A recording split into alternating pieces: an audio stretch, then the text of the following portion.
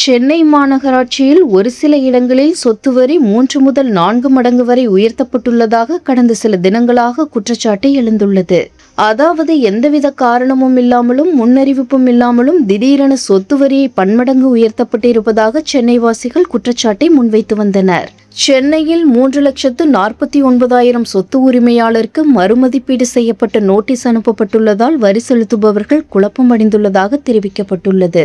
இந்த விவகாரம் குறித்து சென்னை மாநகர் மேயர் பிரியா செய்தியாளர்களை சந்தித்து கூறுகையில், சொத்து வரி உயர்வு குறித்து எங்களிடம் அரசு கலந்தாலோசிக்கவில்லை என்றும், இந்த அறிவிப்பு வெளியிட்டது குறித்து ஆலோசிக்கப்பட்டு வருகிறது என்றும் கூறியிருந்தார்.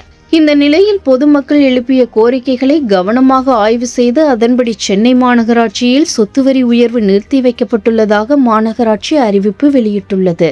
சொத்து வரி உயர்வு நிறுத்தி வைக்கப்படுவதாக சென்னை மாநகராட்சி ஆணையர் சமீரன் தெரிவித்துள்ளார்.